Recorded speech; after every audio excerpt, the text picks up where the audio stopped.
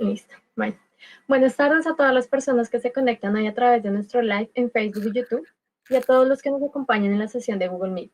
Mi nombre es Lina Marcela Prieto Alfonso, lingüista egresada de la Universidad Nacional de Colombia y directora del área de investigación de la Fundación CIAP Maquis.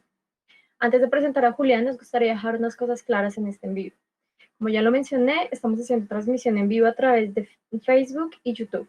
Y en algún momento, si en algún momento se corta por fallas en el Internet, no se preocupen, la conferencia quedará subida en su totalidad a la plataforma de YouTube después de finalizar la sesión. Esta será subida en español y en inglés para que todos podamos acceder. Agradecemos a quienes están con nosotros en la sala de Google Meet y les pedimos apagar los micrófonos y cámaras mientras Julián hace su primera presentación. Cuando vayan a hablar, por favor activar el micrófono y si desean también la cámara. El uso de la cámara pues es completamente su elección. Si desean que su intervención sea borrada después, pueden escribirnos a cualquiera de nuestros medios de contacto y será eliminada del video definitivo. Este es un espacio de diálogo y de respeto. Bueno, ahora sí. ¿Quién es Julián Quintero? Julián es un sociólogo de la Universidad Nacional de Colombia con maestría en estudios sociales de la ciencia y la tecnología de la Universidad de Salamanca. Es cofundador y director ejecutivo de la Corporación Acción Técnica Social, reconocido por sus procesos innovadores en torno a la investigación y al consumo de sustancias psicoactivas. Dentro de esta tiene varios proyectos muy interesantes, como Échele Cabeza cuando se den la cabeza. Bueno, no sé si Julián nos quiere complementar un poco esta información y dar inicio oficialmente a nuestra exposición. Hola, buenos días, buenas tardes, buenas noches ya. ¿Algunos de ustedes me escuchan? ¿Alguien que me confirme que me escuchan? Sí, te escuchamos perfectamente, Julián. Ok, bueno, yo soy Julián Quintero. Yo soy sociólogo de la Universidad Nacional. Tengo unos estudios de maestría en estudios sociales de ciencia y tecnología. Hace unos 15, 18 años me dedico a temas de políticas públicas, drogas, jóvenes, innovación social. em, Llevo dirigiendo la Corporación Acción Técnica Social los últimos años. Fue fundado hace ya 12 años y hace parte también del proyecto. Entonces, quiero agradecerles a Laura y a las personas de la organización que me invitaron, un poco con todo este volumen tan grueso que hay de eventos y como que hablar de lo mismo también a veces es cansón. Entonces me llamó mucho la invitación porque estaba muy orientada a temas metodológicos, a temas de construcción de metodologías participativas. Entonces también con el ánimo de recibir una retroalimentación y un diálogo con ustedes más de el cómo que del qué, es que pues estoy aquí con ustedes y que podamos compartir. Entonces voy a hacer una corta presentación, unos 15, 20 minutos, y después quisiera que conversáramos. Vi las preguntas que ustedes enviaron eran preguntas metodológicas y también de experiencia y también del tema de drogas. Intentaré entonces en la presentación y en sus respuestas poder cumplir las expectativas que tienen al respecto. Em, Acción Técnica Social es una corporación sin ánimo de lucro. Básicamente nos dedicamos a estimular a los estados y a la sociedad para que deje a un lado la adicción que tiene a la guerra contra las drogas y pueda transitar hacia modelos de interpretación más amplios, más innovadores, pragmáticos y sobre todo que respondan a la idea de que un mundo libre de drogas no es posible y que tenemos que buscar la manera de volver a convivir en paz con ellas, entendiendo que el prohibicionismo eh, es una política reciente, es moderno, nos lleva más de 150 años y como seres humanos las drogas nos han venido acompañando desde que somos Homo sapiens, desde que nos sentipensamos como seres. Entonces, creo que eso es como a lo que le jugamos. Hay proyectos que ustedes conocen más que otros, pero básicamente estos son como proyectos, tenemos proyectos propios y también prestamos asistencia técnica a gobernaciones, alcaldías, a la nación, a universidades, a la empresa privada para desarrollar sus propios proyectos. Este es el proyecto de Zonas de Rumba Segura, que es un proyecto de consumo responsable de alcohol desde el año 2010, un poco Fuimos como de los primeros que implementamos ese tipo de estrategias. Después está Échele Cabeza cuando se den la cabeza, que es un proyecto de reducción de riesgo y daño para mayores de edad, consumidores recreativos. Este es el proyecto Cambie, es el proyecto para personas que usan drogas por vía inyectada. Y es un proyecto, digamos, enfocado en la básica reducción de daños, asociado mucho a la heroína, al VIH, al intercambio de jeringas, etcétera. Este es el Festival de Cortos Psicoactivos, que eso es lo que buscamos es promover y apoyar nuevos realizadores audiovisuales para buscar narrativas jóvenes, frescas, contemporáneas del tema de droga. Este es el proyecto de Coca Regulada Paz Garantizada. Es una de las apuestas más grandes a más largo plazo que tenemos. Está enfocada en animar y abrir el debate sobre la regulación del mercado de la cocaína. Este es el servicio de análisis de sustancias, que es con el que colaboramos con diferentes entidades públicas y con el que vamos a festivales también a hacer análisis de droga. Y esta es nuestra conferencia bianual de innovación social y networking, pero pues este año tuvo que ser aplazada. Estábamos listos a lanzar cuando todo pasó. Creemos que vamos a tener unos eventos ya en la cuarta edición. Desde el año 2015 tenemos el estatus consultivo ante el Consejo Económico y Social de las Naciones Unidas. Bueno, entrando en materia y pensando que hemos hablado de metodologías, este es un documento que está abierto. Traemos más o menos unos 3 años escribiéndolo. Esto es un corto resumen. Básicamente nuestra metodología de trabajo se llama la MATS. Es una metodología para la acción técnica social. Básicamente lo que hicimos nosotros fue combinar 3 metodologías de intervención social muy participativas. Una se llama la metodología la comunicación para el cambio de comportamiento, muy enfocada en cómo las personas podrían impactar su comportamiento a partir de estrategias comunicativas. La IAP, la investigación acción participativa, que está muy enfocada en la participación de las personas desde el principio hasta el final, no solamente como objetos, sino como sujetos de la acción. Y por último está COMBI, que es más una metodología para impactar conductas en el área de la salud pública, piloteada en principios en África por la OMS y después muy asociada a lo que tiene que ver con las enfermedades con vectores. Entonces tomamos esas 3 metodologías y empezamos a construir la nuestra, que esperamos que para el próximo año ya podamos publicar un primer documento guía. ¿De qué consta la metodología entonces que nosotros planteamos? Tiene 4 pasos, que son básicamente los diagnósticos participativos. Ahí uno lo que busca es la comprensión del fenómeno y en el territorio. Lo que estamos hablando es que desde el principio hasta el final, las personas que identificamos como beneficiarias de las acciones que vamos a emprender deben hacer parte orgánica y como el ADN, como lo muestra un poco la gráfica, deben hacer parte orgánica de todo el proceso, en la medida en que una persona desde el principio identifique el problema, plantee soluciones, se apropie de las soluciones, pues vamos a tener mucho más impacto a la hora de llevarlas a cabo. Lo segundo es lo que hablamos de la actualización. Esta palabra a veces yo creo que ha tenido muchas evoluciones, pero digamos que actualización de conocimientos, intercambio de saberes, formación, capacitación. Básicamente lo que queremos ahí es, una vez se identifican en el diagnóstico los problemas que también están muy asociados a deficiencias relacionadas con la conceptualización del fenómeno, pues lo que se hace es como tener una armonización y una actualización de todos los actores. Hace poco nomás trabajamos con una universidad y casi siempre los esfuerzos estaban enfocados en los estudiantes y ya.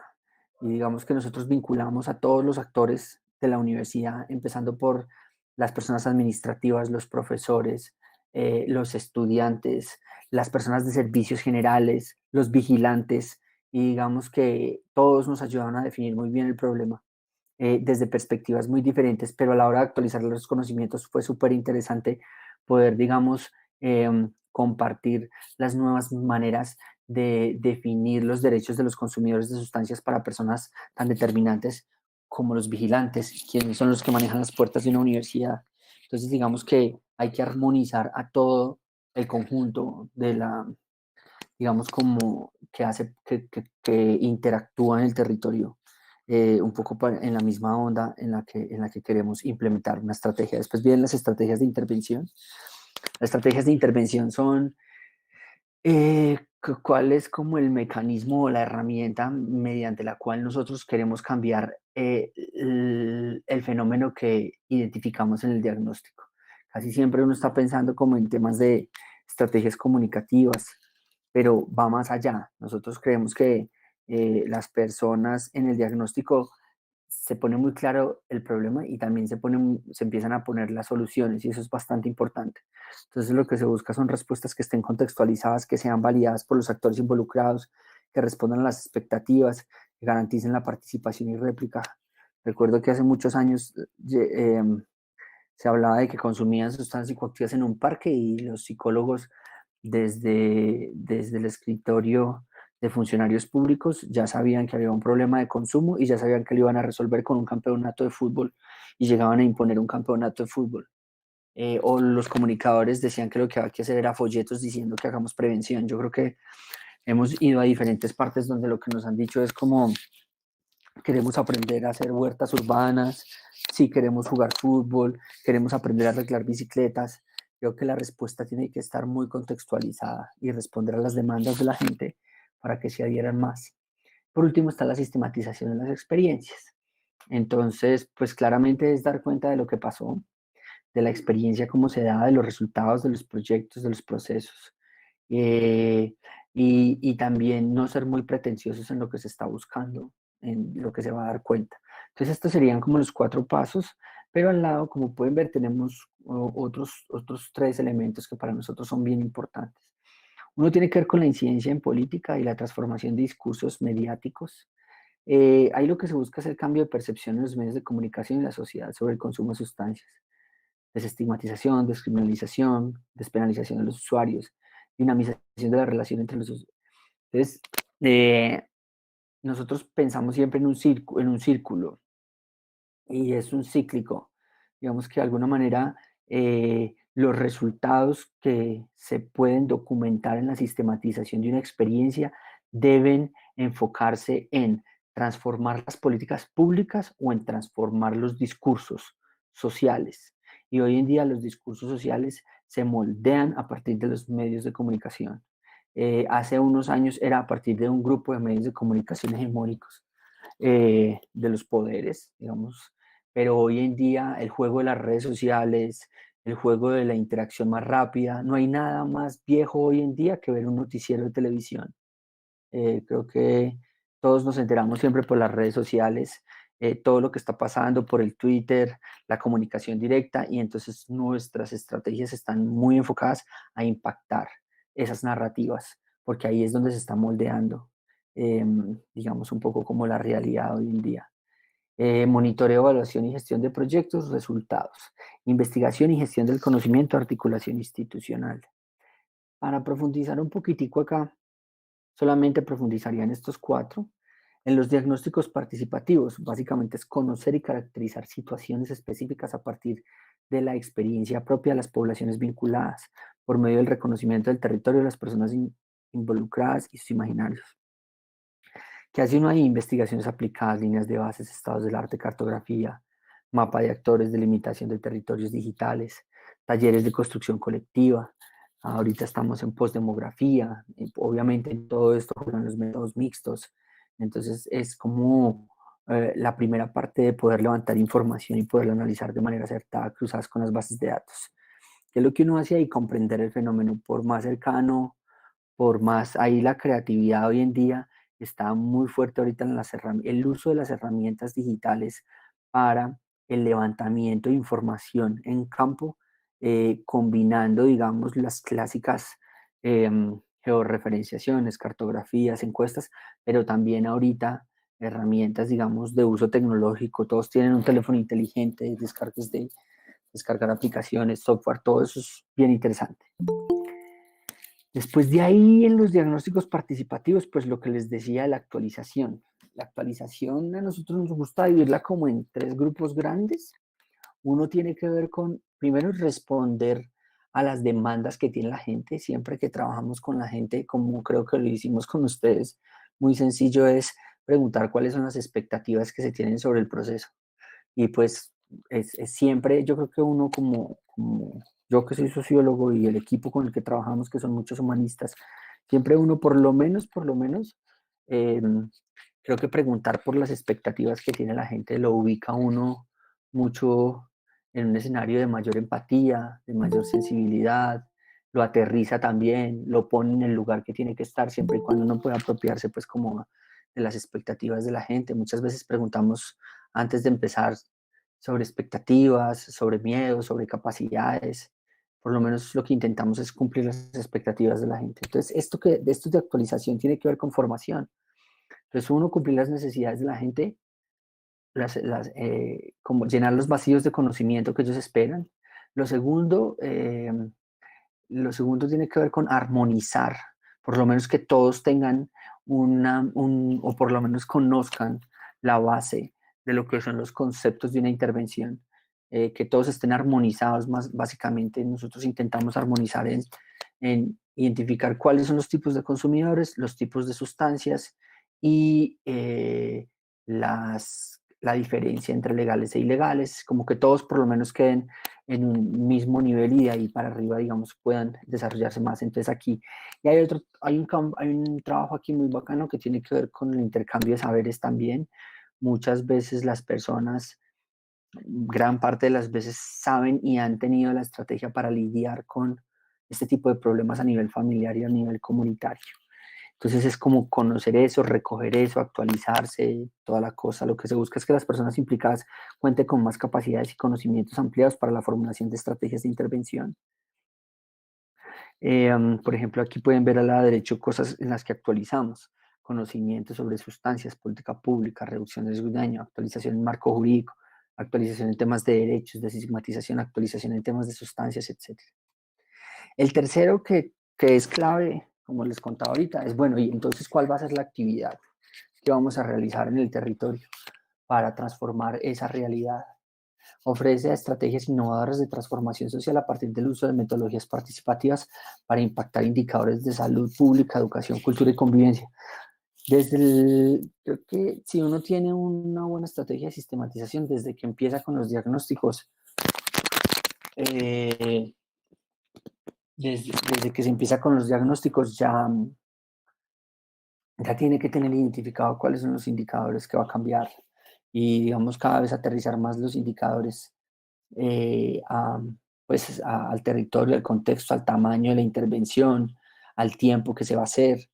Nosotros intentamos, o por lo menos casi no hacemos charlas, casi no hacemos temas como conferencias, siempre le estamos apuntando a procesos, así sean cortos, a sesiones, a trabajos que impliquen como por lo menos 2 o 3 meses. Digamos, como que hay cosas, ahorita van a ver este año que es súper interesante, por allá para el mes de agosto, con esto del COVID todo se corrió, para el mes de agosto, septiembre, los gobiernos municipales van a sacar convocatorias para ejecutar dinero muy rápido en intervenciones con comunidad en plata que debes gastarte en 2 meses. Y eso, digamos, es irrespetuoso y es, digamos, inviable porque a ellos lo sancionan, pero eso se lo piden mucho a uno como ONG. Que nosotros tenemos que, pues, independientemente de quién tenga la capacidad de hacerlo o no, a veces termina siendo mayor costo para las organizaciones que lo hacemos, porque en últimas, quienes permanecemos en el territorio somos las organizaciones sociales. Los políticos van y vienen y los funcionarios pocas veces salen de sus oficinas. Entonces, casi siempre quien le toca llevar el traste son las organizaciones que operan proyectos para el Estado.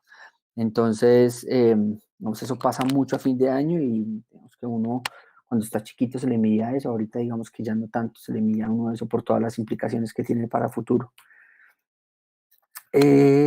Por último, está el tema de incidencia en política pública y transformación de discursos mediáticos. Les voy a poner un ejemplo. Miren, muchas veces nosotros tomamos una decisión técnico-política hace mucho tiempo y era que los resultados de lo que nosotros hacíamos no iban a terminar escritos en un paper. Hemos escrito, yo he escrito, el equipo ha escrito, digamos, por ahí hay papers que hemos escrito de diferentes temas, pero pues los papers, digamos, como que sirven para escalar en temas laborales académicos y sirven para las citas de otros artículos de otros colegas, pero muy pocas veces terminan sirviendo para diseñar políticas públicas, muy pocas veces terminan sirviendo, digamos, como para cambiarle la forma de pensar a alguien. Entonces, claramente nosotros, digamos, como que no es que los despreciemos, los usamos bastante, pero siempre priorizamos, digamos, llegar a una mesa de participación de política pública, llegar a un evento académico, a un debate, llegar a un medio de comunicación, llegar a un periódico, llegar a un... No sé, entonces, eso fue una jugada o por lo menos una decisión técnica política de nuestra organización. Otros tienen otras decisiones que tienen otros, digamos, otros nichos pero esa fue la nuestra. Entonces, ¿qué hacemos nosotros aquí? Transformar la política y los discursos mediáticos a partir de evidencia generada. Investigación, producción de contenidos técnicos y científicos, lobby, cabildeo, actualización de legislación, free press, redes sociales. Ahorita, por ejemplo, en este año ya llevamos 4 proyectos de ley y logramos meter contenidos de reducción de riesgo y daño al plan de desarrollo de Medellín y de Bogotá. Y justo esta semana estamos en pleno debate de la regulación de los dispositivos electrónicos para administrarse nicotina. ¿Qué es lo que uno logra ahí? Cambio de percepción en los medios de comunicación y la sociedad, desestigmatización, dinamización de las relaciones, medios de comunicación más responsables, transformación de sistemas legislativos, incidencia en política. Entonces, digamos como que lo que hemos intentado es volvernos en una fuente de información confiable para la gente y los periodistas que están en la tarea de, de reformar y ayudar a la reforma de política de drogas, así como para los que no están en esa tarea. Listo, aquí ya vamos a terminar. Yo creo que recordarles, voy a pasar acá, ta, ta, ta, y voy a pasar este también. Nosotros trabajamos con este grupo de personas experimentales recreativos habituales, que son quienes se consideran con funcionalidad. Esta es la mayoría de los proyectos que hacemos está enfocado en este público. Nos interesa mucho la experiencia y el trabajo en el escenario universitario. Las universidades, digamos, tienen la posibilidad de experimentar modelos de regulación que aparecen en la mitad del miedo del prohibicionismo y el miedo de la legalización y tienen a los jóvenes y a la innovación social como en sus manos. Un mundo libre de drogas no es posible. Necesitamos un mundo que conviva en paz con las drogas. Causan más daño las políticas que las sustancias. La ciencia y la evidencia se antepone a la política y el dogma. Y ahorita estamos entrando en un capítulo fuerte y es la crisis de la evidencia. Eh, Hoy en día para un estudio hay otro estudio y hay una contaminación muy profunda de la evidencia científica por los intereses. Nosotros creemos que lo que hay es que alimentar un criterio social y ético que pueda tomar de todas las evidencias y tomar una decisión técnica, técnico-política responsable y que asuma las consecuencias de esas. Que digamos como que por lo menos para las ciencias sociales, para las ciencias puras, yo creo que con la evidencia de la física, la evidencia de la química, contra eso es muy difícil pelear, digamos que son seres inanimados que reaccionan, contra la evidencia que tiene que ver en la salud relacionada con el comportamiento de los humanos, ya empieza ya tú puedes encontrar un estudio ahorita con el tema del vapeo, puedes encontrar un estudio donde una persona fumó 20 años, cogió el vapeador, cambió, se salvó de fumar, se le quitó el EPOC y lo salvó, como pueden ver a un niño de 14 años que se pegó de un Jules durante 6 meses y murió por un problema pulmonar. Digamos como que la evidencia en salud relacionada con la voluntad de las personas en acercarse a un daño cada vez es más relativa por eso mismo. Entonces hay evidencia para los dos, para los que quieren enaltecer el vaporizador como para el que lo quiere odiar. ¿Las sustancias son un vehículo de socialización? Sí, tal cual. Creo que la desinhibición de las sustancias, además de la libido muchas veces, son uno de los mejores vehículos para socializar, sobre todo en épocas de adolescencia y juventud, y hay que reconocerle ese valor. Ninguno de ustedes baila salsa con la tía en sano juicio después de 3 whiskies de pronto. Menos del 12% de las personas tienen trastornos graves. el consumo de sustancias, se superó el miedo como estrategia de educación y inició la domesticación de las sustancias. Estamos en un escenario de democratización de la información y la experiencia, la inclusión de las minorías y la masificación del debate crítico. Estamos en un momento histórico súper interesante porque estamos transitando del, del modelo prohibicionista, del paradigma prohibicionista al modelo de regulación. Y es algo inevitable y la tarea que queremos impulsar es que esto sea con el menor riesgo y daño posible. Esa era la presentación y entonces conversemos. Listo, perfecto. Muchísimas gracias, Julián. Bueno, primero, pues quiero saber si hay algunas preguntas aquí en la sala o podemos dar paso a unas que nos habían dejado por interno. Entonces, por favor, si alguien tiene alguna pregunta, desactivar el micrófono o si prefiere la cámara.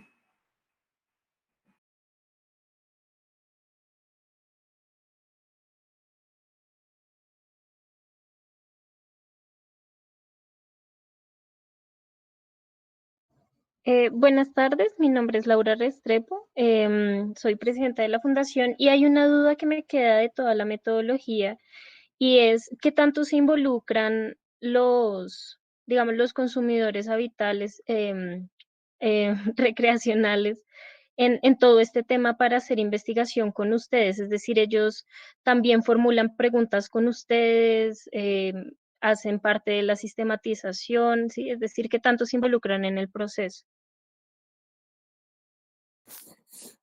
Yo creo que todos están dispuestos a involucrarse en diferentes niveles, eh, de acuerdo a sus expectativas y el lugar en el que están. Nosotros sabemos que, por ejemplo, ahorita la encuesta que acabamos de hacer con el consumo de drogas en cuarentena, fue una encuesta que votamos un miércoles y para el sábado tenía 1.200 respuestas.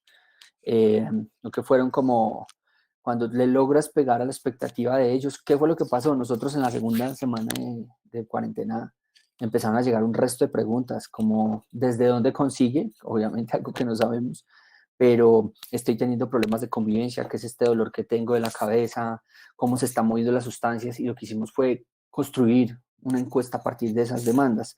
Y eso sirvió mucho para que después en las respuestas muchos se dieran cuenta que no eran los únicos que estaban pasando por eso. Entonces, la gente sí se involucra, digamos, en diferentes niveles. Ahorita, por ejemplo, estamos intentando hacer un evento para el 26 de junio, que es el Día de Apoyo y No Castigue, y hay gente que está escribiendo y llamando como que quiere donar dinero, que quiere donar kits de salud, este tipo de cosas. Entonces, las personas se involucran. Yo creo que la clave está en cómo involucrarlas y sobre todo, digamos que muchas de las personas lo hacen es porque nosotros no juzgamos, digamos como que no juzgamos, no señalamos, eh, digamos que nosotros eh, no juzgamos, no señalamos, no estamos como, como estigmatizando a las personas y eso les llena a las personas de mucha tranquilidad. Están diciendo que desconecte mi pantalla. ¿Ya lo logré? Si te dejas ver, si activas tu cámara, muchísimo mejor. Si activo mi cámara, muchísimo mejor. Activo mi cámara. Aquí estoy. Listo, no, yo creo que sí, la gente sí se involucra, es bien bacano. No, no pretendas que todos vayan a ser los grandes transformadores, no, los grandes activistas, por ejemplo, con este tema es muy interesante porque empieza a construirse un discurso relacionado con el cannabis y hay gente que dice que, digamos como que hay gente que se volvió fanática con el tema del autocultivo y dice que quien no autocultiva entonces está ayudando al narcotráfico. Me parece que pues es una estupidez pensar eso, en la medida en que le está echando la culpa a la hierba cuando al final la culpa es de las políticas que prohíben que eso se venda legalmente. Entonces, hay gente que está dispuesta a cultivar y a fumarse marihuana. Hay gente que no está dispuesta a cultivar porque no le suena y no le gusta, pero de pronto se echa unos discursos muy interesantes siendo profesor o simplemente habla de eso en su casa, en la mesa del comedor. Yo creo que la gente se involucra, hay que saber hasta dónde y hay que respetarle el nivel de involucramiento. Lo único que uno les pide es que si no se va a involucrar, no joda a los que lo hacen. Yo creo que también hay que pedirles un respeto por los que toman meter esa decisión.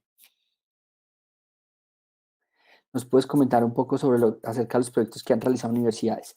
Nosotros prestamos asistencia técnica, pueden encontrarla en la página web de acciontecnicasocial.com. Prestamos asistencia técnica a universidades en una cosa que es la actualización del enfoque de intervención. Las universidades, digamos como las universidades acaban de construir unos nuevos lineamientos de la mano con el Ministerio de Justicia y ASCUN para la intervención en las universidades.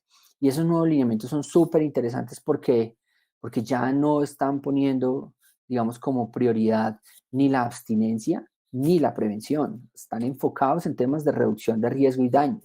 Se reconoce claramente que a las alturas de la universidad ya tienes que enfocarte es en temas de cómo hacer para que el consumo que se presenta en universidades no se vuelva un consumo problemático para los estudiantes como para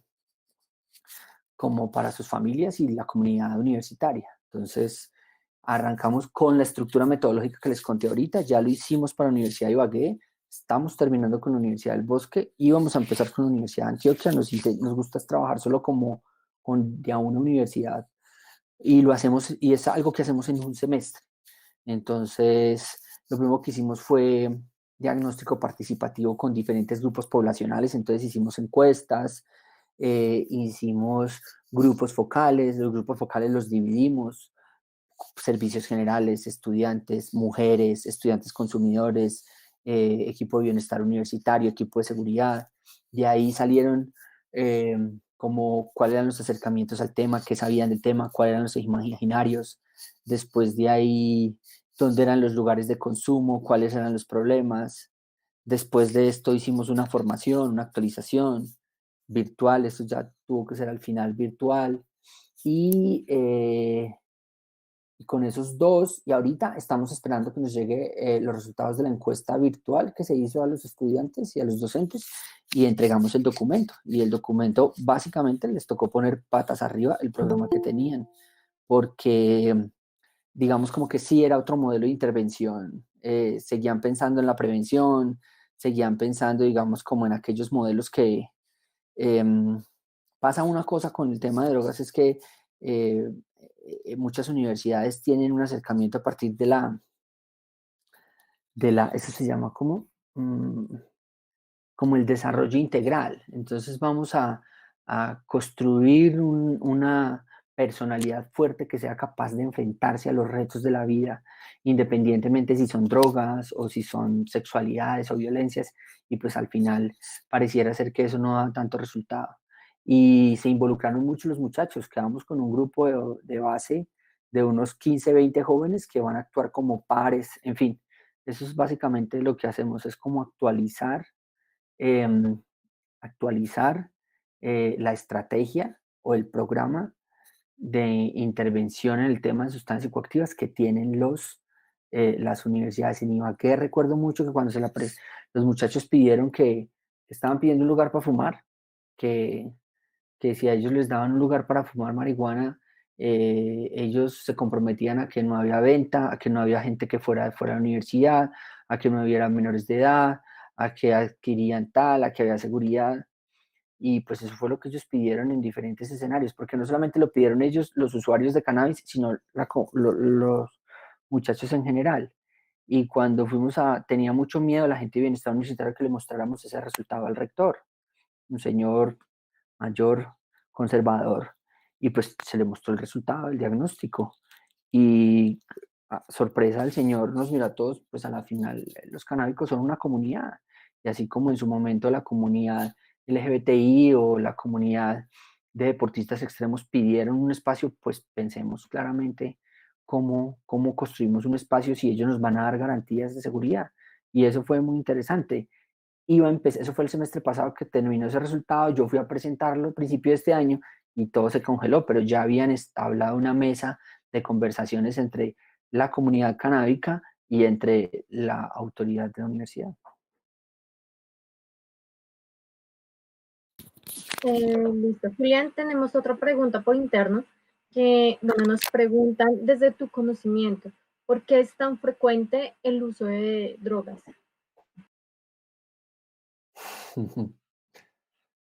¿Por qué es tan frecuente el uso de drogas? Mm, mm, a ver. Em, es que tiene una pregunta sencilla pero trascendental. Y es que las sustancias psicoactivas, digamos, hablemos como de eso, eh, han sido como productos de la naturaleza que a lo largo de la historia de los seres humanos han permitido ampliar la percepción de los sentidos, tanto físicos como cognitivos, ¿no? Em, y digamos como que en esa experimentación pues las personas hemos comprendido como los límites o por lo menos las variaciones del ser biológico y el ser mental que tenemos, ¿cierto? Entonces, ¿por qué es tan común? Las explicaciones, digamos como que pueden ser de todo tipo, pero básicamente cuando nosotros hacemos nuestra encuesta de evaluación y cambio de comportamiento, pues lo primero que encontramos es eh, que aquel cuento de que la gente consumía drogas porque tenía problemas es falso. Digamos como que menos del 8% de las personas que usan sustancias dicen que es porque tienen un problema de base, sea psicológico, sea un desamor, sea un trauma. Más del 90% de las personas que lo hacen por placer y lo hacen por experimentación. Entonces, digamos que esas dos, la experimentación atada a la curiosidad, pues es una de las, y es uno de los comportamientos instintivos e innatos del ser humano. Por eso es que nos drogamos tanto en la adolescencia y en la juventud, porque estamos experimentando, ¿sí? Esa es la época en la que muere la mayoría de jóvenes en accidentes de tránsito, porque no hay nada más rico que acelerar un carro o una moto a fondo, ¿sí? Es la época donde fallecen, donde más fallecen los muchachos por consumo de alcohol asociado a accidentalidad, movilidad, a riñas, ¿sí? También es la época donde más nos infectamos del VIH, porque no medimos el riesgo, porque no controlamos el riesgo. Entonces yo creo que se usan sustancias psicoactivas porque es una fase de experimentación, porque a lo largo de la historia quienes las han usado hablan más bien de ellas que mal de ellas. Si nosotros hubiéramos eh, si nosotros hubiéramos escuchado de las malas experiencias, no existirían las drogas, ¿sí? Si, si quienes promueven el prohibicionismo y el abstencionismo hubieran tenido éxito con su discurso, no existirían las sustancias. Entonces hay un peso más de la historia, de la biología y de la experiencia que se transmite de voz a voz, que es mucho más contundente que los discursos que aparentan ser como hegemónicos y que no han funcionado. Entonces, por eso se consumen sustancias, por experimentación, por placer, por riesgo. Con el tiempo, para algunos se les vuelve dependencia, a otros se les vuelve habitual, eh, pero es eso, es por descubrir cosas nuevas y por darse cuenta que no son tan malas como habían dicho.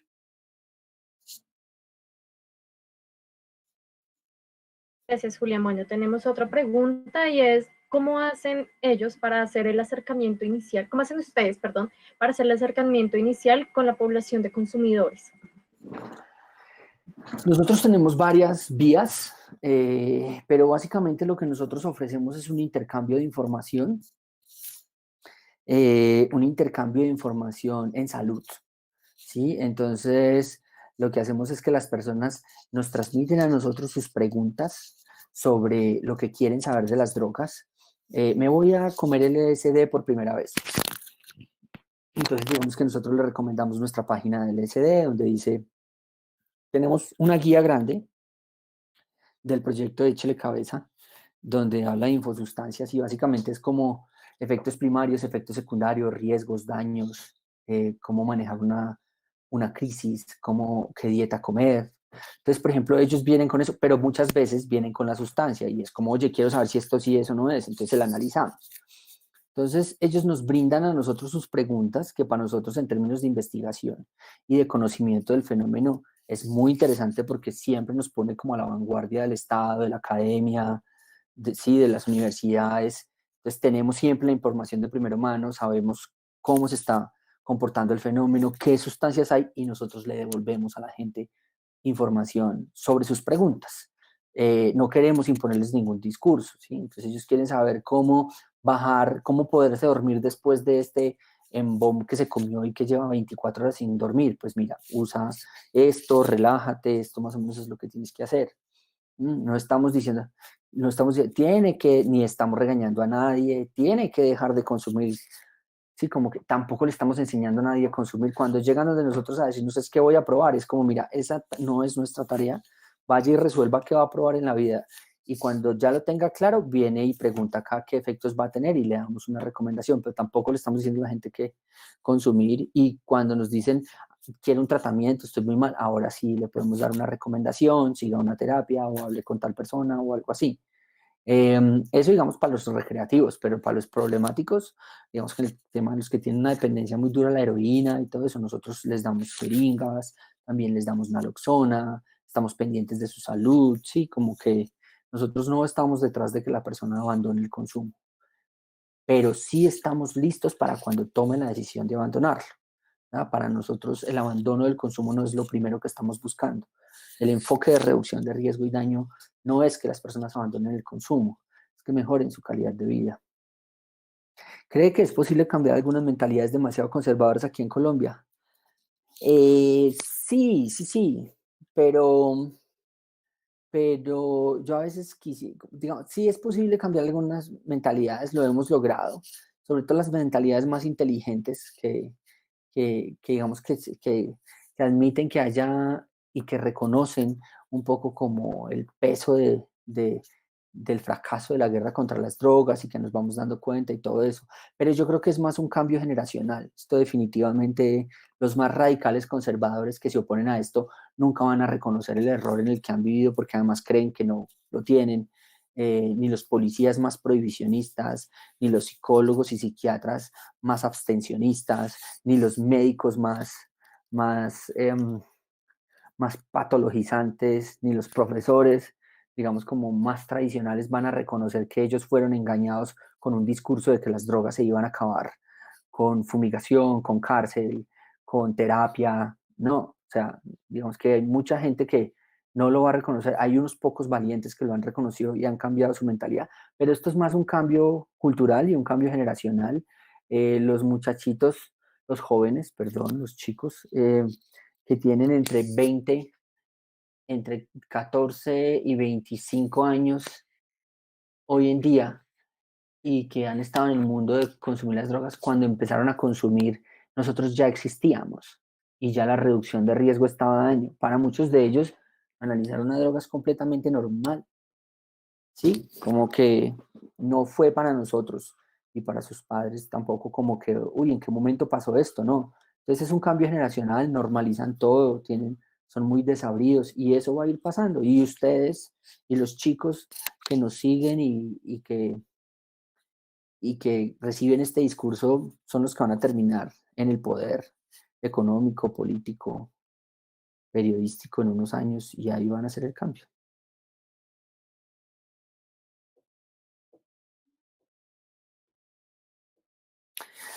¿Ha tenido temas de consumo problemático que involucren niños? ¿Cómo manejan esos casos? Sí, sí, sí hemos tenido. Son extraños realmente, son más complejos, son más extraños de lo que a veces los medios de comunicación lo quieren ver. Cuando un niño tiene un consumo problemático, tiene un contexto muy bravo, digamos, tiene un contexto eh, de violación de sus derechos o un contexto de consumo o un contexto como de otro tipo de agresiones, de comorbilidades, de todo eso. Es muy complejo, pero sí nos ha tocado manejarlo y cada caso se maneja de manera particular. Recuerdo mucho cuando nos tocaba chinos de 14 y 15 años en Pereira inyectándose con heroína, viviendo en la calle, y lo que nos decía el protocolo era que teníamos que llamar al ICBF para que se lo llevara y cometimos el error de hacerlo una vez, se lo llevó y nos demoramos casi 4 meses en que el chino volviera otra vez al servicio. entonces los revictimizamos. Y después de eso me di cuenta que la reducción de riesgo y daño no es solo para mayores de edad, sino también para personas que si la droga tuvo la capacidad de llegar a un menor de edad, ¿por qué no van a llegar los servicios? Entonces sí lo hemos hecho, sí lo hemos manejado, cada caso se maneja de manera diferente, se analiza mucho el contexto, se trabaja mucho las pulsaciones, como que claramente se involucran. Muy pocas veces intentamos como derivarlos o extraerlos del contexto donde el que están, intentamos resolver el tema ahí. A veces se saca uno las personas del contexto, los lleva a otra parte y allá se desintoxica y coge cachete y se pone más bonito, pero cuando sale allá, pues llega otra vez a su contexto y se vuelve todo como muy caótico, pero sí, sí lo hemos hecho. Es muy raro. Bueno, tenemos otra pregunta y es, dentro de ese proceso de investigación, ¿qué papel juega la educación en torno al consumo responsable? Pues es fundamental. Yo creo que, miren, nosotros hace mucho tiempo dejamos de hablar de prevención. Nosotros hablamos de educación para el consumo.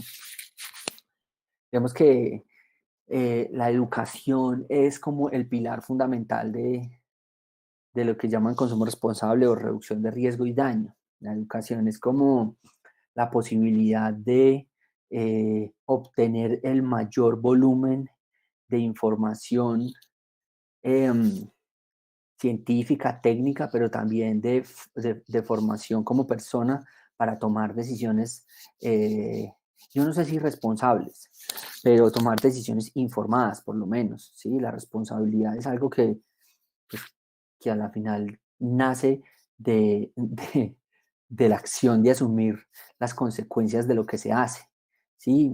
Yo creo que a mí me preocupa que alguien esté extremadamente informado y sea extremadamente responsable, porque el día que tiene que vivir una experiencia no sabe cómo manejarla.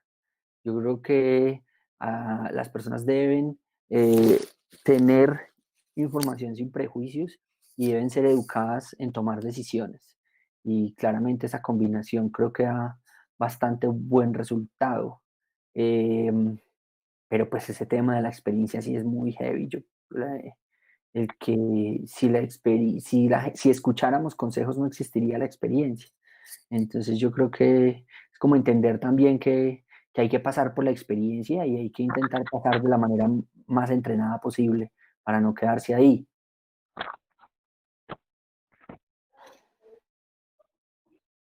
Ok. Bueno, desde YouTube, Sol González dice, bueno, es una excelente intervención. Mi pregunta es, al generar espacios para consumo controlado, ¿disminuye o aumenta el número de consumidores? Y otra pregunta es, ¿cómo manejan el síndrome de abstinencia? Ok, los invito el 25 de junio. Vamos a hacer una conferencia también así por este medio con el doctorado de Ciencias Sociales de la Universidad Javeriana. Y vamos a hablar de salas de consumo supervisado para Colombia. En el mundo hay cerca de 100, 110 salas de consumo supervisado, especialmente para inyectores y le siguen para fumables también. No es igual a los clubes de fumado de cannabis. Las salas de consumo supervisado son espacios, digamos, donde garantizar las condiciones de salubridad mínimas para el consumo generan un entorno proclive al ingreso a diferentes servicios que se prestan para personas. Entonces, parte de la base también de que, como les cuento, es un enfoque de reducción de riesgo y daño, no tiene como objetivo primordial que las personas abandonen el consumo, pero sí se les presta un entorno para que mejoren su calidad de vida y cuando tomen la decisión de abandonar el consumo lo hagan. Claramente, lo que sí le puedo decir es que cuando existen las salas de consumo supervisado, abiertas, tranquilas, vigiladas, eh, lo que hay es que sí se aumentan los ingresos a programas de tratamiento, sí se aumentan, digamos, como las atenciones en salud, disminuye todo lo que tiene que ver con la sobredosis, disminuye con los contagios, digamos, por enfermedades transmitibles por intercambio de jeringas, VIH, hepatitis. Eh, aumentan los ingresos a funcionalidad laboral o académica. Sí, digamos como que la persona sigue consumiendo, pero ahí se le oferta algo. También aumenta el acceso a servicios sanitarios. Entonces, las salas de consumo supervisados son em, son centros de atención de bajo umbral. Digamos, uno de los problemas grandes que tienen todos estos albergues que hay aquí en el distrito es que a la gente no le dejan fumar adentro y no hay un lugar especial para fumar. Entonces la gente simplemente va a esos lugares, eh, eh, entra por la noche un rato, descansa, o después de que lleva una rumba muy dura en la calle, está muy cascado, bañado en estos días de invierno, flaco, cansado, ojeroso, sin ilusiones y sin comida, pues va, hace 2 noches allá, coge fuerzas, cambia ropa y sale y se va, ¿sí? Y es por eso, ¿no? Es porque falta esa oferta y simplemente por una decisión, digamos, como decisiones de enfoques clásicos donde la abstinencia es el objetivo. Entonces, y esperamos muy pronto. Yo creo que Colombia el próximo año tiene que estar abriendo la primera sala de consumo supervisado. No sé si va a ser aquí. Realmente la que más la necesita es Medellín y Cali, pero por un tema político también puede ser aquí, puede ser Medellín, no lo sé. Y la abstinencia, ¿no? Pues la abstinencia, mil formas, mil formas. Ahorita con el tema del COVID vimos como la abstinencia se manejó muy rápido, no se manejó, no hay capacidad de manejo de la abstinencia en calle. Los tratamientos clásicos para la abstinencia en Colombia son medicamentos, terapia o dejar que le duela. Yo creo que lo más triste que he escuchado en las últimas semanas de psiquiatras reconocidos en este país es que, pues, si tiene síndrome de abstinencia, pues déjelo, a la final de eso no se va a morir, le va a doler un rato. Yo creo que la ética médica siempre ha dicho que todo lo que podamos hacer porque el dolor no ocurra debe hacerse. Eh, la abstinencia tiene esas 3 formas clásicas, pero ahora, digamos, como frente al fracaso de esas 3 formas clásicas, por lo burocrático, por lo farmacológico, por lo terapéutico, vemos entrar muy, muy, muy, muy duro el uso del cannabis. Eh, en ese evento que les digo que hay dentro de 2 semanas, vamos a tener un taller que se llama Cannabis para abstinencia y dependencia. Hay mucha evidencia a nivel mundial ya. Hace 4 años, si se meten ustedes a Semana Psicoactiva Bogotá, en el año 2016, creo, trajimos a Philip Lucas, que es cabeza de investigación de Tilray, que es una de las 2, 3 farmacocanábicas más grandes del mundo. Y él venía a mostrar la evidencia de cómo el cannabis había ayudado para el manejo de la abstinencia y para la deshabituación de sustancias más peligrosas. Entonces, yo creo que está todo el tema del manejo tradicional, que son esas 3 cosas. Está el tema del manejo alternativo. El manejo alternativo, hay cosas muy bacanas, el tema del yoga, los ejercicios de respiración, el deporte, la alimentación, la sustitución por otras sustancias, eh, digamos, es muy interesante. Y están estas cosas nuevas alternativas que están pegando muy duro, que además el tema del uso de la marihuana para el manejo de la abstinencia, solamente estamos formalizando algo que está, usted se va a la calle a preguntar cómo bajan un mono de heroína y cómo bajan una sobreestimulación de bazuco y la gente lo baja es como marihuana. Eh, pero digamos ahora eso se está como sistematizando, se está ordenando, se está protocolizando, se está estandarizando y creo que el otro año también vamos a estar en eso formalmente en Colombia, que hace varios años existe. Ah, bueno, y llegaron los psicodélicos, ¿no? Creo que eso es otro tema que también está entrando bastante fuerte y cuando entra así tan rápido, pues va a haber muchos errores, va a haber muchos desaciertos, pero a mucha gente también le está sirviendo. Antes de continuar con 2 preguntas, por favor, acláranos un poco acerca de los psicodélicos, ya que tocas un poco el tema. ¿Al qué? ¿Sobre qué? Cuéntanos un poco acerca de los psicodélicos, ya que tocas el tema, para las personas que quizás no lo han escuchado. Primero tengo que hacerle campaña a mi libro. Acabo de escribir un libro que se llama Una mirada al consumo de sustancias y a cómo nos drogamos en Colombia. Es como un poco por motivo de los 10 años que cumplió Chele Cabeza, pero recoge 10 años de trabajo y hay un capítulo sobre psicodélicos. ¿Qué pasa con los psicodélicos? Los psicodélicos es el claro ejemplo del daño social que hace el prohibicionismo obstinado y político al que nos sometieron en los últimos 60 años. Las investigaciones que venían en la primera mitad del siglo XX relacionadas al LSD, a la psilocibina, al DMT eran muy prometedoras, al NMA eran muy interesantes porque era la respuesta que se estaba encontrando un poco para resolver los problemas eh, o por lo menos las alteraciones de la salud mental. Cuando esas sustancias se prohibieron por temas políticos, emergieron todos estos medicamentos antidepresivos, hipnóticos, que nunca resolvieron el problema, pero que te mantienen bobo, ¿no? Te mantienen anestesiado, te mantienen calmado.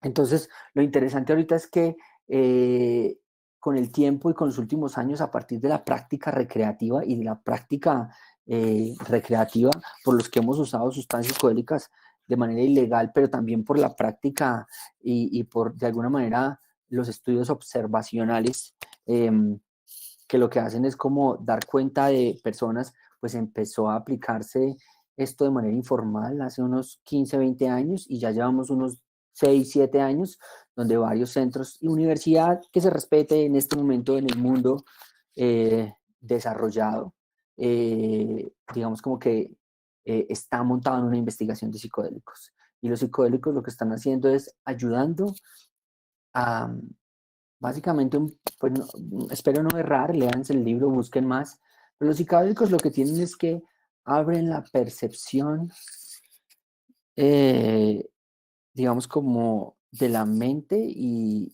del lugar en el mundo en el que estamos. Casi todos apuntan mucho a profundizar sobre la reflexión del ser, a la reducción del ego, a la empatía, a la armonización. ¿Sí? Es como nos hace ver los problemas, nos hace entender como humanos, nos hace como pensar por qué estamos acá. Y entonces creo que es mucho más, es muy interesante además porque eh, los objetivos de la medicina tradicional frente al consumo de sustancias era abandónelo, déjelo. ¿Sí? Cuando tú entrabas a un proceso terapéutico, el objetivo era deja de drogarte. Hoy en día el objetivo es, si lo vas a hacer, sé funcional socialmente, sé funcional mentalmente, físicamente, familiarmente, laboralmente, y muchas veces esa funcionalidad está atada a entender su relación con las sustancias y los psicodélicos ayudan a entender esa relación de nosotros con las sustancias, de nosotros conmigo mismo, de nosotros con el mundo. Entonces, eso va muy fuerte. Nosotros la Semana Psicoactiva tenía para el segundo semestre una conferencia muy brutal. Hemos logrado reunir casi 15, 17 terapeutas en Colombia y era una conferencia sobre eh, justicia psicodélicas para las terapias, justicia social para las terapias psicodélicas underground. Esperamos hacerlo en el próximo año, pero ahí siguen. Aquí en Colombia mucha gente lo está haciendo, obviamente ilegal, y eso trae unos riesgos altísimos, pero pues ahí va avanzando. Bueno, Julián, muchas gracias. Tenemos una pregunta de Ariana Zárate. Nos dice que en los efectos del uso de las drogas, ¿cuáles serían las consecuencias psicológicas de la adicción?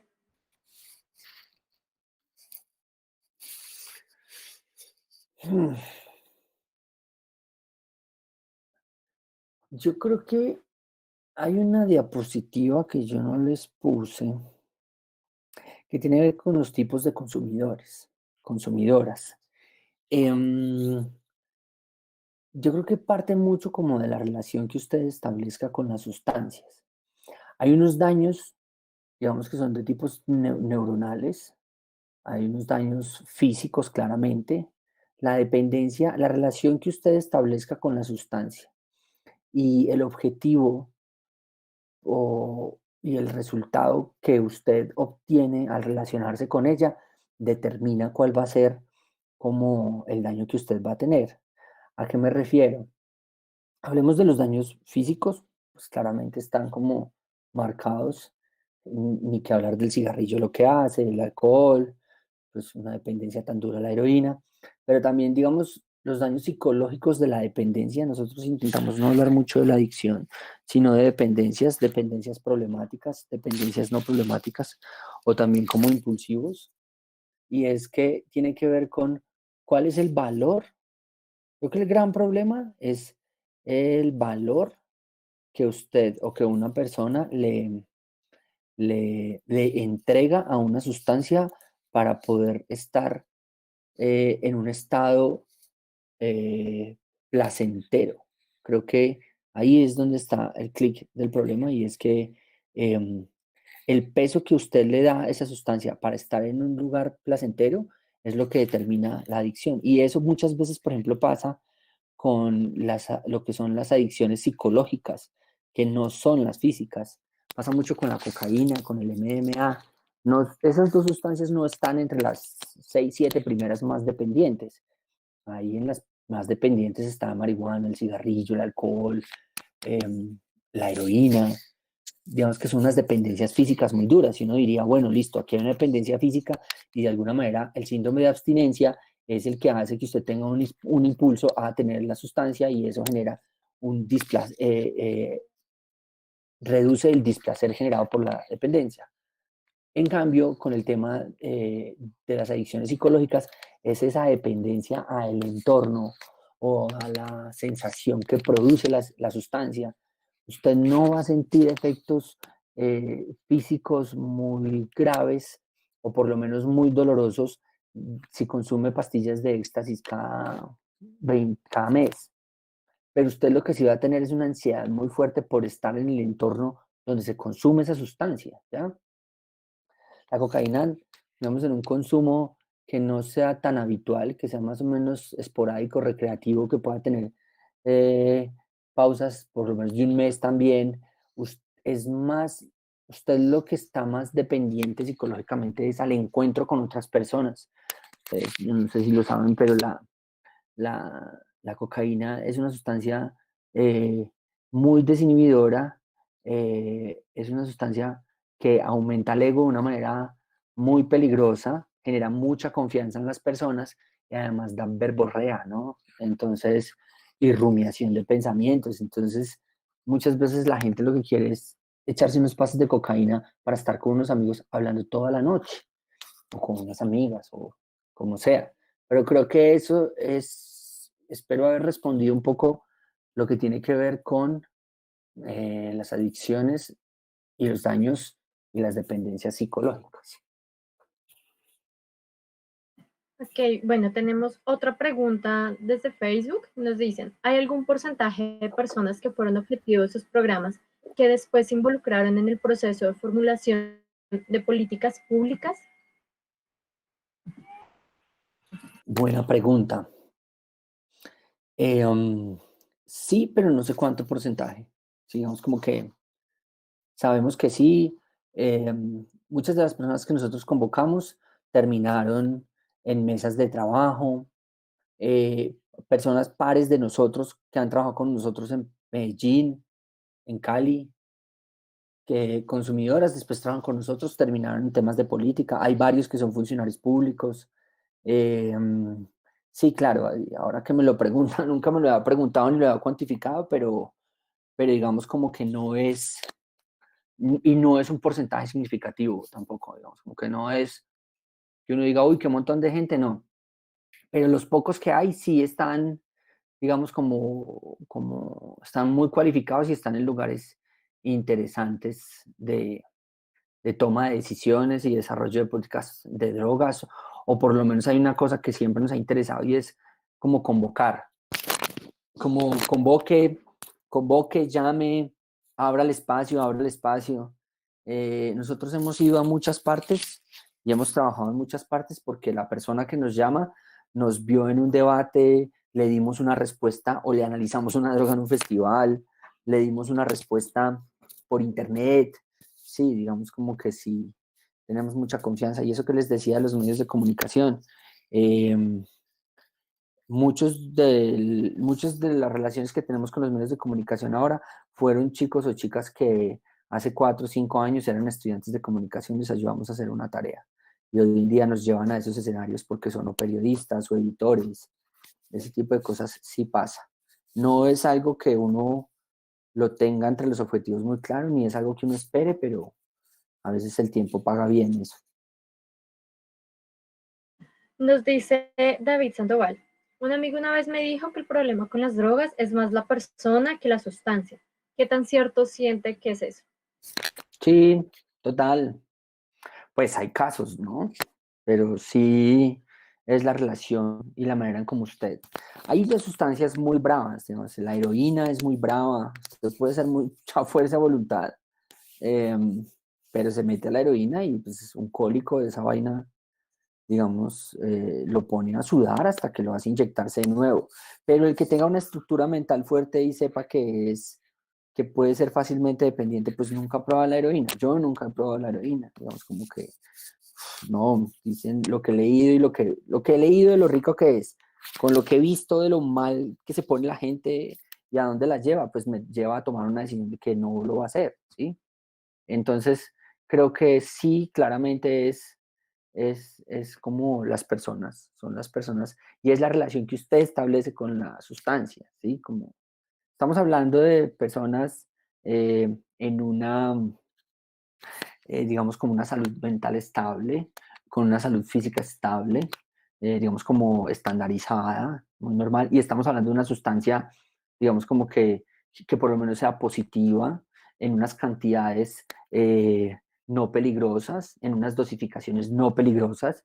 Digamos, si se altera uno de esos dos balances, yo, digamos que, mm, por ejemplo, está pasando mucho, mucho ahorita con el tema de la marihuana, tipo cripa, que es muy fuerte, y digamos, para las personas adolescentes que la han venido probando y que han desatado problemas en su salud mental, esquizofrenias, cuadros paranoides, pues tenían un antecedente en su familiar de salud mental y no lo sabían.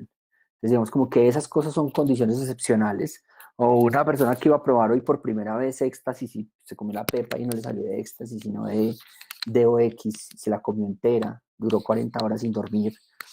Digamos que esos son casos excepcionales, donde ese equilibrio se rompe. Pero cuando está equilibrado, tiene que ver mucho en la construcción mental, el carácter, el objetivo que tenga usted con las sustancias, para saber cuándo sigue y cuándo para. Ok, Julián, muchas gracias. Bueno, Sol González a través de YouTube nos dice, ¿el cannabis que promocionan es 100% natural o en el proceso se convierte en un componente sintético? No, no hay cannabis sintético. Hay una sustancia que se llaman, hay una línea de sustancias que llaman los legal highs o legal highs o sí, que son como sustancias que son construidas molecularmente, eh, intentan clonar o cogen, digamos, la molécula de la marihuana e intentan hacerla de manera similar en un laboratorio de manera sintética. Pues que eso es como, eso no es sintetizar marihuana, sino que eso es una marihuana construida en laboratorio que tiene una patica diferente, por lo tanto, legal highs, es como puede ser legal porque se parece y es muy difícil de regular. Es un rollo ahí complejísimo, pero básicamente, digamos como no, la marihuana que se promociona, cuando tú dices se promociona, pienso en dos promociones, la promoción ilegal y pues en la ilegalidad la marihuana es marihuana, hierba, hierba, y está la promoción legal.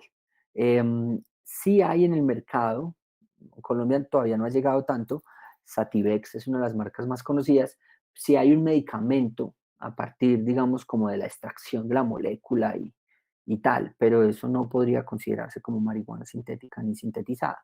Y la mayoría de los productos que hay en el mercado de cannabis y que se proyecta sacar al mercado de cannabis están muy asociados a aceites, están muy asociados a la hierba, pero no, eso es natural, natural, que es, que es, que es sembrado, que es cultivado, que es producido en condiciones de un estrés muy fuerte. Entonces, digamos como que son, por ejemplo, marihuana de calle para trabajarse, que no es nada medicinal, tipo cripa, es marihuana que puede llegar a tener 18 horas de luz en un día.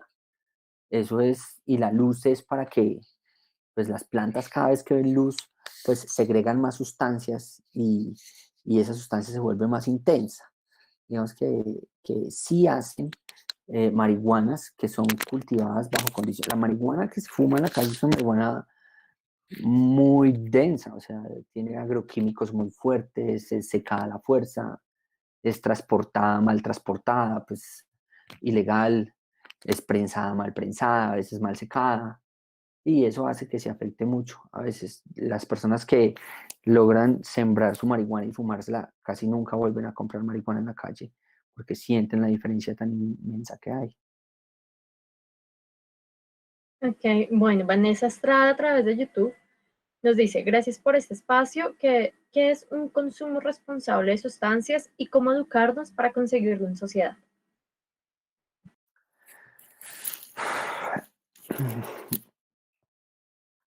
Les recomiendo dos cosas. Una, acabamos de publicar el manifiesto para salir del closet psicoactivo, léanselo. Está en la página de echellecabeza.com. Más o menos le cuenta un poco cuál es la responsabilidad como persona y la responsabilidad social que usted debe tener para enfrentarse a una sustancia. Pero yo creo que básicamente la responsabilidad está asociada a la funcionalidad. Mm, el día que haya una sustancia legal, y que usted la pueda comprar legalmente, va a ser, digamos, como que totalmente responsable y usted podrá elegir entre la cocaína que es cultivada orgánica y no usa agroquímicos y que es procesada en un laboratorio bajo los estándares, como que esa responsabilidad macro no va a matar a, digamos, como que la política prohibicionista no va a hacer que maten a alguien por tener esa cocaína. Esa es una responsabilidad macro que como ciudadanos deberíamos impulsar para que ocurra. ¿Sí? Porque, porque el momento en el que llega a la mano uno ya, pues, ya es otra responsabilidad. Y esa responsabilidad está asociada a que usted debe tener la capacidad de desempeñarse eh, mentalmente, físicamente, socialmente como una persona que responda a las expectativas de un buen ciudadano, digamos, de alguna manera. Un buen hijo, un buen padre, una buena hija, una buena hermana. Sí, creo que la responsabilidad va ahí. Eh, si usted me pregunta que la cantidad, si más o si menos, y qué sustancia, no, eso ya es irrelevante. La responsabilidad está marcada en que el consumo que usted tenga no afecte el entorno en el que vive, no lo afecte de manera negativa, ¿sí? Esa es la responsabilidad, es como y pues todo eso va en que, por ejemplo, sepa que si va a tomar esta noche, pues coma antes, tome agua entre trago y trago, no lo mezcle, porque claramente si usted no come antes se emborracha más, si no toma agua más rápido y si lo mezcla con otra cosa se vomita y si usted llega y si usted sale en un carro, pues mata a usted, mata a otros tres y se tiró su vida y se le tiró la vida a su familia y a los muertos y al que mató. Digamos como que ahí deriva todo eso. Cuando usted siente esa responsabilidad, usted sabe cómo es que regula su consumo, ¿ya? Ok, bueno, Ariana Zárate nos dice, en el concepto de adicción, ¿cuál es el análisis de las causas más frecuentes de adicción en Colombia? No lo sé, no lo sé, no sabría decir cuáles son las causas más frecuentes de adicción en Colombia, no lo sabría decir. Eh, hay un estudio, googlea, y es el único que se ha hecho, y es, búscalo así como la evaluación de los CATs, Centros de Atención a la Drogadicción. Hay una sola encuesta en Colombia de la evaluación a los CATs, a los Centros de Atención a la Drogadicción del Ministerio de Salud. En esa encuesta, eh, muy desde la perspectiva, digamos, de centro de tratamiento, le preguntan a la gente por qué terminó en el lugar, por qué la dependencia, qué fue lo que pasó. Ahí está la respuesta, ahí puedes encontrar una respuesta que te diga qué fue. Creo profundamente un poco que ahora es bastante relativo esas razones, ¿no? Pero no te podría decir cuáles son las principales causas, dado que en lo que nosotros investigamos, pues la principal causa para acercarse a las sustancias es el placer. No sé en qué momento el placer se vuelva una adicción y por qué razón un placer se puede volver una adicción. Si usted empieza por ahí y termina en una dependencia.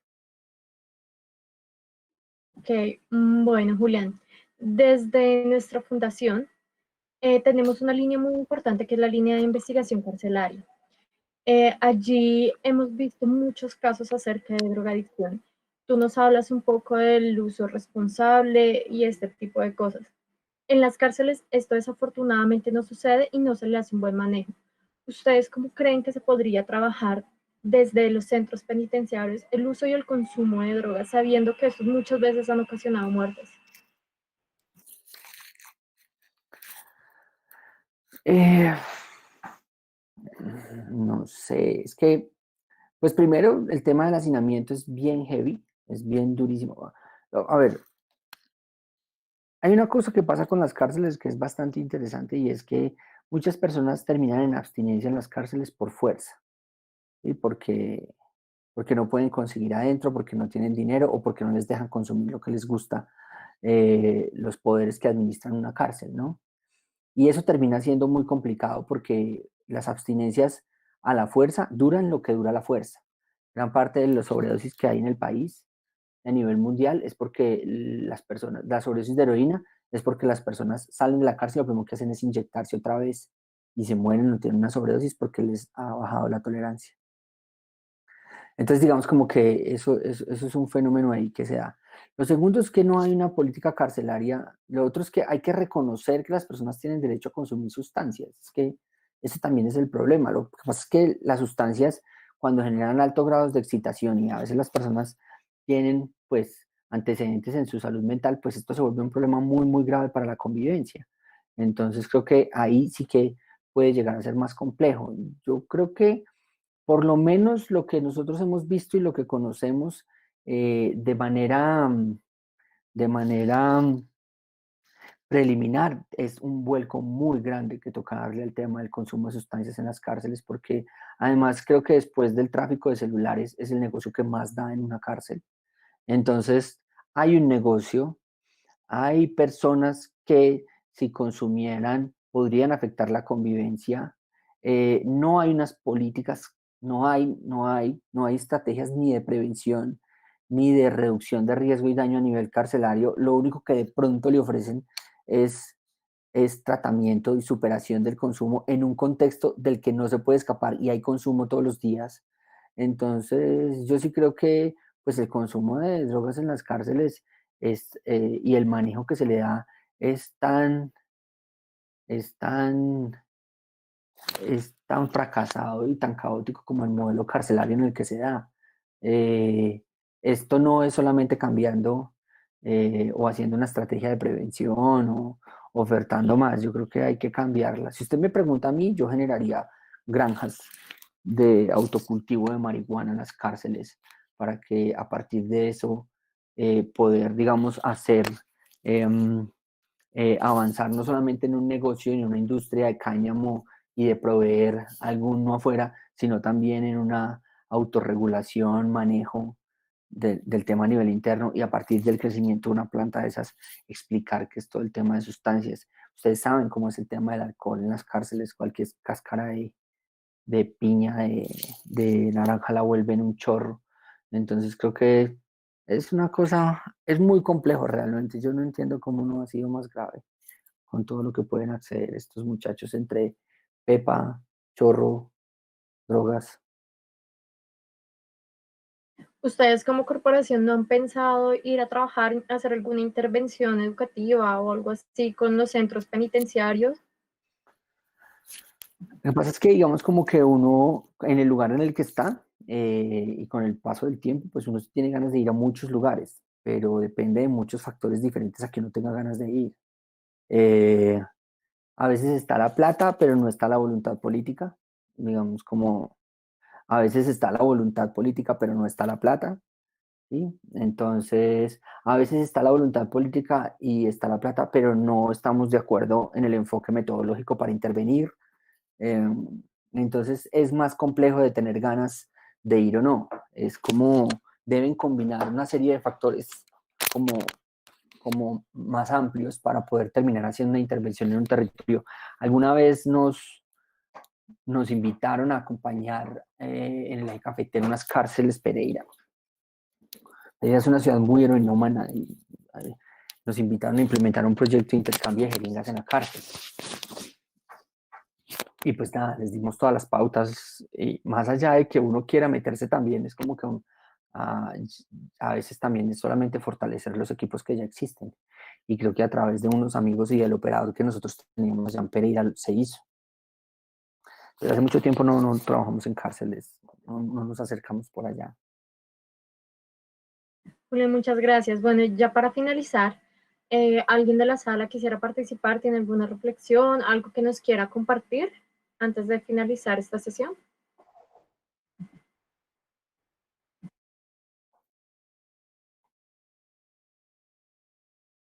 Bueno, yo quisiera agradecerle a Julián por estar aquí.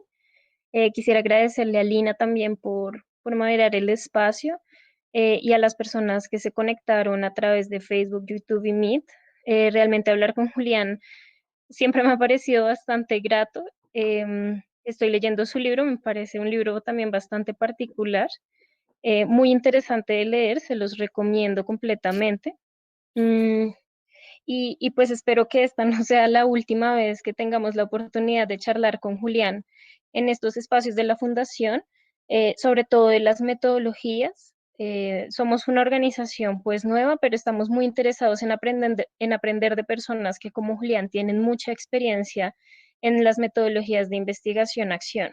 Entonces, para mí es muy grato y realmente agradezco a Julián y a todos los que hicieron posible este espacio. Bueno, chicos, chicas, muchas gracias a ustedes. Un gusto haber hablado con ustedes. Les deseo mucha suerte. Háganle al campo, a la calle, siempre escuchen la gente, hablen con la gente. Eh, Mi amiguita decía que los cambios no se hacen desde los escritorios, sino en los territorios con la gente. Miren a ver a dónde quieren impactar, qué quieren cambiar, pónganse pequeñas metas y al final salen las grandes. Pongan mucho cuidado al administrativo, pongan mucho cuidado al dinero y ya disfrútenlo y nos vemos en acción. Que tengan muy buena noche. Hasta luego. Ay, Julián, antes de que nos abandones, por favor, tú nos podrías dejar algún contacto o algo así por si alguien quiere comunicarse con ustedes y en dónde se puede conseguir el libro. El libro lo compran en las librerías, está en Planeta, en la Nacional, en la Lerner, lo pueden pedir por internet también, está en ebook, pero también se les llega en papel. La página oficial de nosotros es acciontecnicasocial.com, ahí están todos los proyectos, también la página del proyecto echelecabeza.com, la pueden encontrar ahí, y en las redes sociales estamos en las 3 plataformas, Facebook, Twitter e Instagram, como Acción Técnica Social o como Échele Cabeza. También en Facebook Échele Cabeza cuando está en la cabeza. Por ahí nos pueden encontrar todas las redes. El Twitter que yo tengo es Conspirando Ando o en Facebook Julián Quintero y por ahí también nos pueden conectar. Ok, Julián, muchísimas gracias por su participación, muchísimas gracias por aclararnos todas las dudas que tuvimos esta noche y esperamos volvernos a ver en otra oportunidad. Okay, Muchas chao. gracias a todos los que participaron y nos vemos en la siguiente sesión, que es el día 24 de julio. Estaremos en las redes publicando quién será el próximo invitado y a qué horas tendremos nuestra sesión. Muchísimas gracias a todos y que tengan una buena noche.